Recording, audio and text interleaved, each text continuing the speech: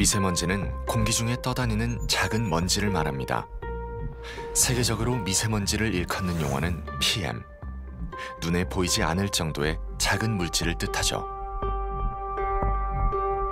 미세먼지라는 말 자체가 작은 먼지라는 뜻이지 않습니까? 먼지 크기가 이제 작아지면 그만큼 우리 몸에 깊숙이 들어올 수 있다는 것이고, 또 초미세먼지처럼 정말 작은 그 미세먼지가 되면 혈관 속으로도 들어가서 혈류를 타고 온몸에 퍼질 수 있다. 미세먼지는 입자의 지름을 기준으로 구분하는데 10마이크로미터 이하는 미세먼지, 2.5 마이크로미터 이하는 초미세먼지입니다. 미세먼지는 머리카락 굵기의 5분의 1 정도의 직경이 된다고 보시면 되겠고, 초미세먼지는 또 미세먼지의 4분의 1이기 때문에 머리카락 굵기의 20분의 1 크기라고 보시면 되겠습니다. 우리 인간의 활동들에 산물로 발생되는 경우들이 되게 많은데요. 대표적인 원인으로는 자동차 배기가스라든지 아니면은 제조업에서 발생되는 이 분진들, 그리고 발전 과정에서 나오는 이런 분진들이 대표적인 원인들이 될 수가 있습니다. 미세먼지는 크기에 따라 체내 흡수 가능한 부위가 달라집니다. PM10, 미세먼지인 경우에는 코 또는 식도까지만 흡수가 되지만 PM2.5, 초미세먼지인 경우에는 기관지를 지나 폐까지 들어갈 수 있습니다. 작을수록 몸속 더 깊이 흡수되는 것입니다.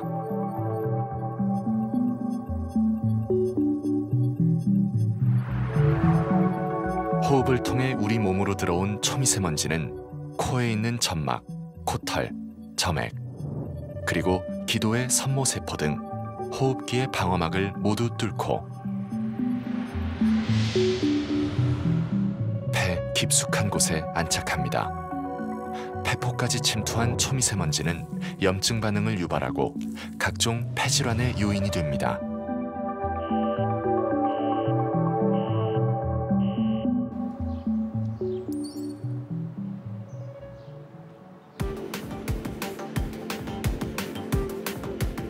한국생명공학연구원에서는 미세먼지가 들어간 장기 조직에 어떤 변화가 있는지 연구하고 있습니다.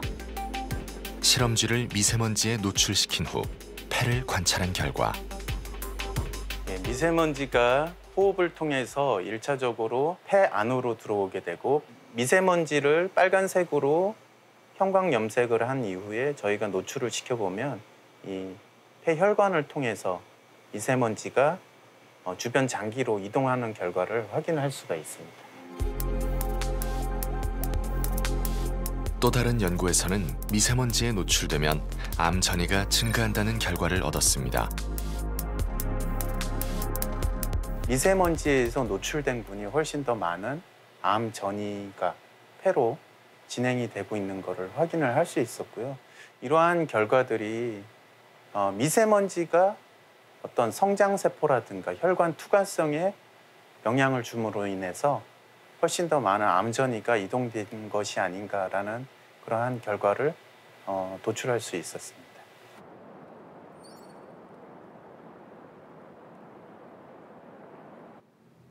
예, 어서 오세요. 예. 뭐 불편하신 건 없고요. 서필원 씨가 순천에서 올라왔습니다. 5년 전 폐암 2기 진단을 받고 1년에 한 번씩 병원에 옵니다. 오늘은 어떤 결과가 나왔을까? 옛날보다 정상적인 폐는 이렇게 까맣게 보이는데 여기에 이제 염증이라든가 혹이 있으면은 이제 이렇게 까맣지 않고 다르게 보이고, 요거는 지금 이렇게 불규칙한 덩어리처럼 보이지 않습니까? 이게 이제 종양이 이렇게 보이게 되는 겁니다. 5년 전 왼쪽 폐에 자란 5cm 크기의 암을 절제하는 수술을 받았습니다. 이번에 CT 찍으신 거는 결과는 좋으세요. 예? 그래서 이제 수술하신 지 벌써 5년이 넘으셨잖아요. 예? 저희가 의학적으로 암이 재발을 하지 않고 또 딴 데 전이가 없으면은 의학적으로 완치라고 얘기를 해요. 하여튼 축하드립니다. 하여튼 그래도 암이 완치되셨으니까 그건 또 어디세요? 크게 축하하실 일이죠. 예? 폐암에서 흔치 않은 5년 완치 판정을 받았건만 마냥 좋지만은 않습니다.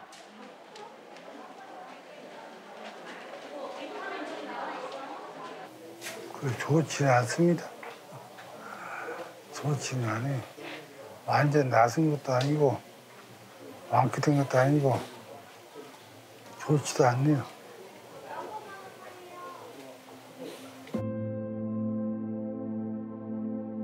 오 년 전 폐암 진단을 받은 날은 퇴직을 6개월 앞둔 날이었죠. 결국 정년을 다 채우지 못하고 일을 그만두어야만 했습니다.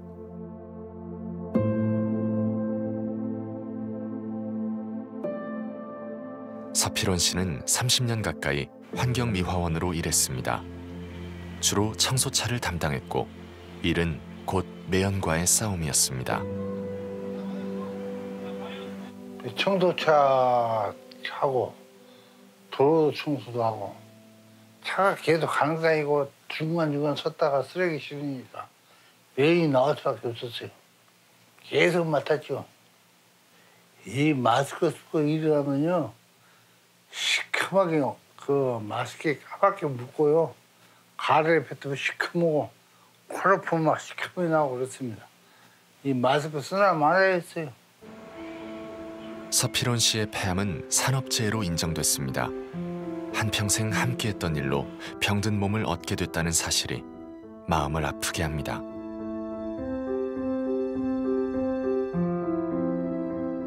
제가 알기로는 산재 받은 분이 3분 되는데, 아니, 4사람인데, 그 3분은 돌아가셨죠. 저만 믿고.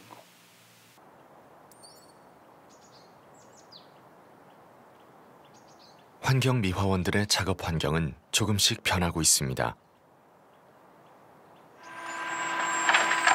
청소차 상당수가 가스차로 교체되고 청소차에 올라타는 발판은 대부분 사라졌죠.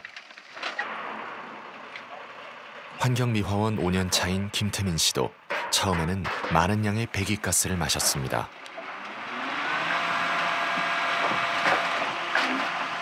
또 아래쪽에서 나와서 이제 달리다 보면은 밑에 바람이 통하니까 배기가스랑 같이 뒤쪽으로 와서 저희가 이 뒤쪽에 매달리니까 여기서 위쪽으로 공기가 이렇게 돌거든요. 그래서 여기서 많이 마시게 되죠. 아예 기체로 튀어나와 있으면은 옛날에는 이렇게 올라가서 작업을 했죠. 하루에 3타임 하는데 새벽에 1타임만 해도 코에서 까만 먼지가 엄청 많이 나왔었죠. 환경이 나아졌다고 하지만 차량의 배기가스와 쓰레기 분진까지 여전히 폐 건강을 위협받고 있습니다. 항상 밖에 흙먼지니 미세먼지니 또 워낙 지금 공기들이 안 좋잖아요. 지금 걔도 좀 젊다고 생각하니까 생각하는데 나이 더 들고 그러면 아무래도 걱정이 안 될 수가 없죠.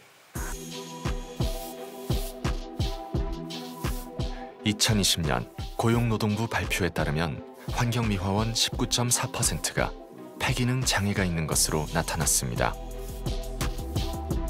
일반인보다 무려 19배나 높은 수치입니다. 이 대도시에서는 사실은 자동차 배기가스에서 배출되는 그런 벤젠 같은 유해 물질이 가장 큰 그 폐암을 유발할 수 있는 위험 요소로 알려져 있습니다. 거의 유해 물질의 한 60%는 자동차 배기가스에서 발생한다고 보고 있고, 또 환경미화원인 경우에는 이제 도로에서 굉장히 오랫동안 일하셔야 되니까 아무래도 직접적으로 자동차 배기가스에 대한 노출이 심하겠고, 또 자동차 타이어가 지나가면서 이제 배출하게 되는 그런 먼지들도 또 그분들한테는 어떤 폐암을 유발할 수 있는 위험 요소로 작용할 것 같습니다. 미세먼지가 일으키는 질병은 단순히 호흡기 질환뿐이 아닙니다.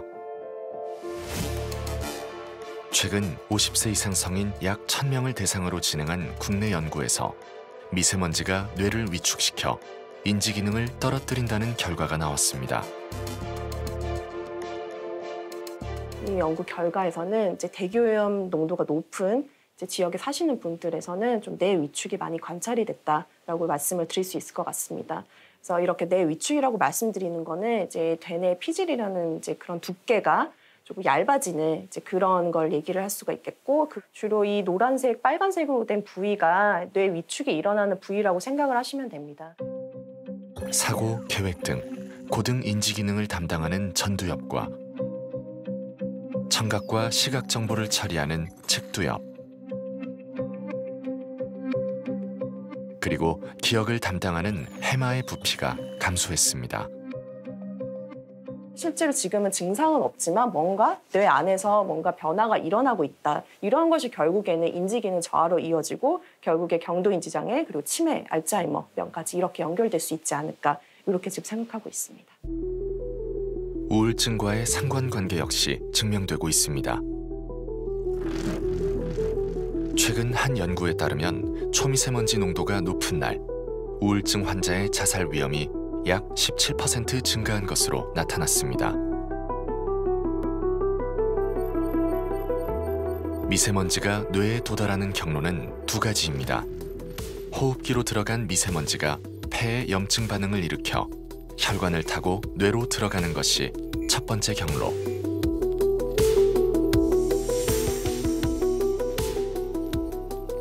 두 번째는 최근 주목하고 있는 기전으로 미세먼지가 코로 들어가 후각신경이 있는 통로를 통해 뇌로 직접 침투하는 것이죠.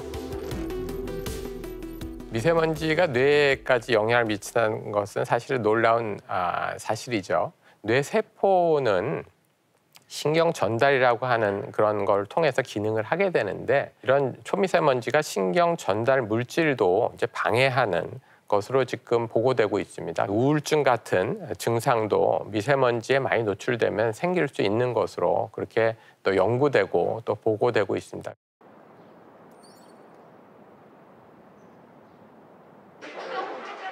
이종철 씨는 5년 전 협심증 진단을 받았습니다.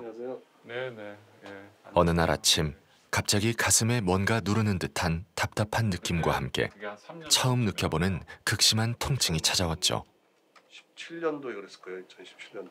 2017년 전이면 이 원래 이렇게 통통해야 되거든요. 근데 이런 데 보면 거의 한 60% 이렇게 좁아져 있어서 여기다가 이제 변이형 협심증이 있어서 혈관이 수축하면 요 부위가 수축하는 경우도 있고 다른 데가 수축하는 경우도 있고 그래갖고 70% 이상 좁아져서 피가 잘 안 가면은 그게 그렇게 아플 수가 있어요, 가슴이. 환경적으로 그 미세먼지나 이런 거가 영향을 줄 수 있어요, 충분히. 미세먼지 많이 날 때 이럴 때는 바깥에서 운동 안 하는 게 좋겠네요. 네네. 노출을 안 마스크 끼는 것도 당연히 마스크 쓰면 더 안전하죠. 더.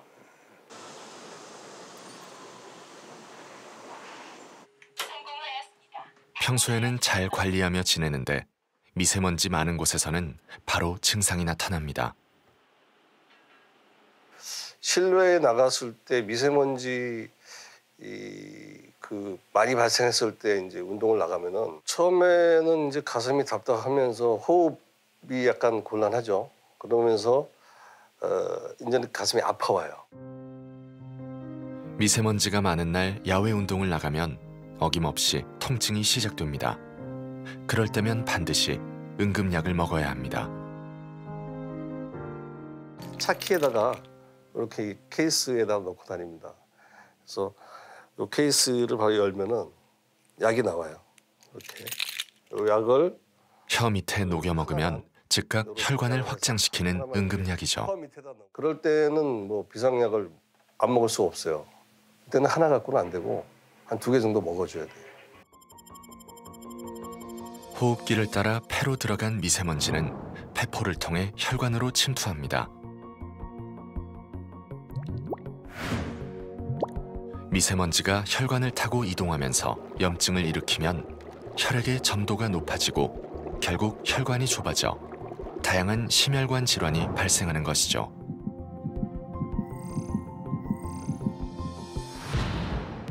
심근경색증 환자들에게 미세먼지가 얼마나 위험한 요소인지 분석한 한 연구를 살펴보면 미세먼지가 증가할수록 증상 발생 후 한 달 안에 사망률 또한 증가한 것으로 나타났습니다. 결국은 이 미세먼지라는 것이 몸 안에 있는 심혈관 계열의 염증 매개 관련 또는 자율신경 매개 관련 여러 가지 것들의 기능을 균형을 깨뜨린다. 그로 인해서 많은 정상적인 심혈관의 자율적인 기능에 혼돈을 초래한다. 그로 인한 합병증을 많이 생길 수 있다. 이렇게 이해를 해주시면 될 것 같습니다.